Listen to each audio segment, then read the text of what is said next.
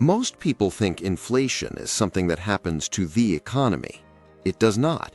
It happens to you every single day. You stand in a grocery store with a basket in one hand and a shopping list in the other. You reach for eggs, then pause when you see the price tag. Bread goes in, then milk, then butter. At the checkout, the total flashes on the screen and it feels higher than it should. Not shocking, not dramatic, just wrong. That feeling is inflation in everyday life. And the strange part is this: inflation rarely arrives like a crisis. It arrives like a pattern. One item gets a little more expensive, then another, then another. The real shift in perspective is this: it is not just that prices are rising, it is that each unit of money buys less than it used to. That is what inflation really means. Money is supposed to act like a measuring cup, stable, predictable, the same size every time you use it. If a sandwich costs one amount today, you expect that number to mean roughly the same thing next month. Inflation happens when that measuring cup slowly changes size. The numbers on price tags go up because the money used to buy those products has lost purchasing power. At the most basic level, inflation is about the relationship between money and goods. Imagine a town with 100 apples for sale. If people there have just enough money to buy those apples at €1 each, that becomes the normal price. But if the amount of money grows much faster than the number of apples, people can offer more for the same fruit. Sellers notice, prices move up. The apples did not change, the money-to-apple ratio did. That is the basic intuition, but real economies are much bigger and much messier. Inflation usually enters through a few main doors. Door number 1, demand. When lots of people chase limited goods at the same time, prices tend to rise. A restaurant fills every table. A car dealer runs low on inventory. A landlord gets many applicants for one apartment. Higher demand pushes prices upward. Door number 2, supply. A drought reduces harvests. A war disrupts energy shipments. A factory closes. Shipping becomes slower and more expensive. Now there are fewer goods or they cost more to produce and deliver. Businesses pass those higher costs on to customers. This is why inflation can rise even when people do not feel richer. Door number 3, wages and costs feeding each other. Workers notice that prices are rising, so they ask for higher wages. They still need to pay rent, buy food, and cover bills. But businesses then face higher labor costs, so some of them raise prices again. Now, wages and prices start chasing each other in a loop. That does not mean wages cause inflation on their own. It means inflation can spread once everyone starts trying to protect themselves. Door number 4, expectations. If businesses expect costs to rise, they raise prices sooner. If workers expect their money to lose value sooner, they ask for higher pay sooner. If households think everything will cost more next month, they may buy earlier, and that can push demand up even more. Inflation is partly about shortages and spending, but it is also about behavior. Once people believe rising prices will continue, they start acting in ways that help continue it. Every one of those doors does the same thing in the end. It makes the measuring cup smaller. And this is why inflation is never just an economic headline. It shows up inside ordinary life. You see it when your streaming subscription quietly increases by a few euros a month. You see it when the cafe near your office charges more for the same coffee because milk, electricity, rent, and wages all cost more. You see it when your landlord raises the rent while your salary only moves a little or not at all. Inflation is not one giant event. It is a long chain of small price changes that keeps reaching into ordinary life. And when this balance collapses completely, it can look like this.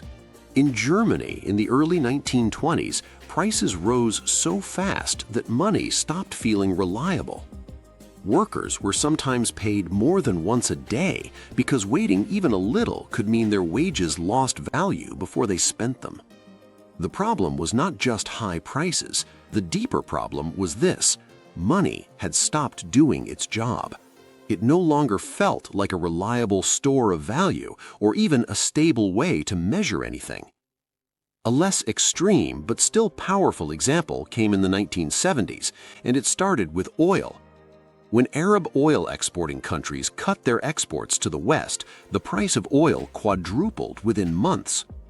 That might sound like a problem only for petrol stations, but energy flows into almost everything.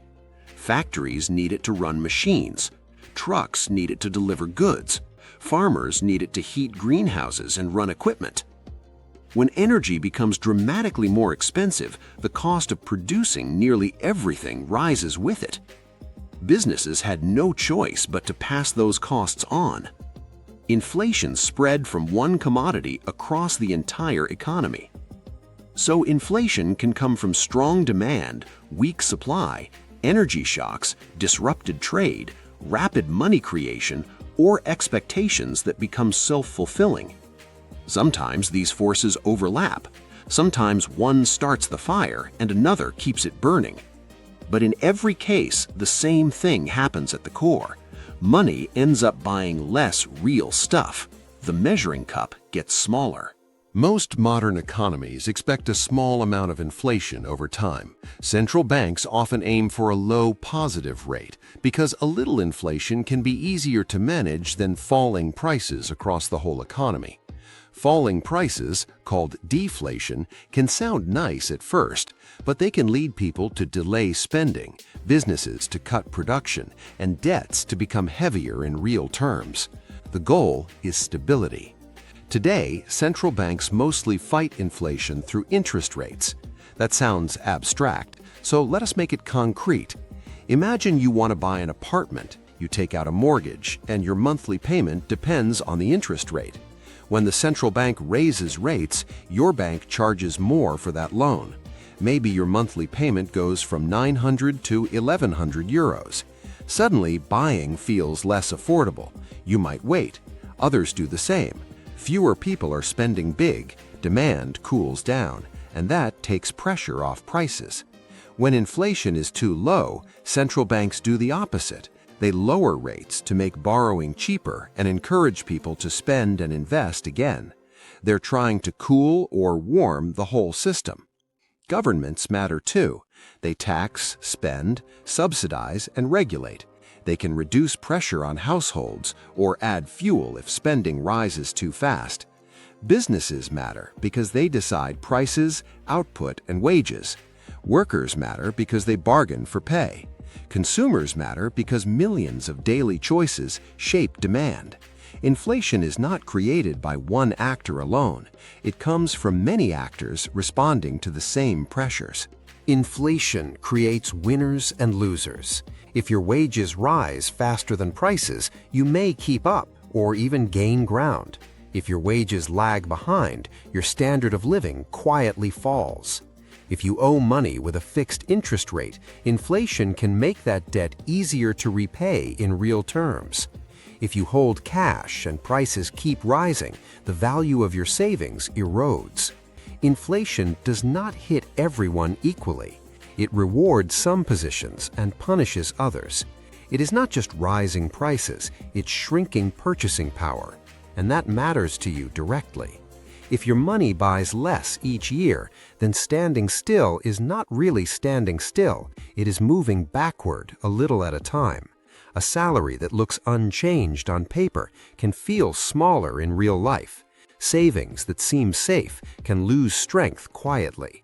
Even your everyday choices start to shift. You compare more carefully. You postpone more often. You feel less certain about what things should cost. Inflation changes not only numbers, it changes your sense of stability. That's why understanding inflation matters so much. Once you see it clearly, price changes stop looking random. You can understand why central banks raise rates even when that feels painful. You can see why people talk about real wages, not just wages, and real returns, not just returns. The numbers matter, but the relationship underneath them matters more. Money works best when people trust it. They trust that it will still be useful tomorrow. They trust that prices will remain reasonably stable. They trust that saving, borrowing, and planning still make sense. Inflation weakens that trust when it gets too high or lasts too long. And once trust starts to crack, the economy becomes harder for everyone to navigate. People stop thinking about building, saving, and investing, and start thinking more about protecting themselves from the next price jump. Inflation is not a mysterious force, it's just a shrinking measuring cup. And once you see that, the whole economy starts to make a little more sense. Some problems stay difficult, but they stop feeling invisible. And once you can see inflation clearly, you can start making smarter decisions, what to save, what to spend, and what your money is actually worth. That's not a small thing. That's how you take back a little control. If you want more videos that make complicated systems feel clear, subscribe and let me know in the comments what has gotten more expensive for you lately.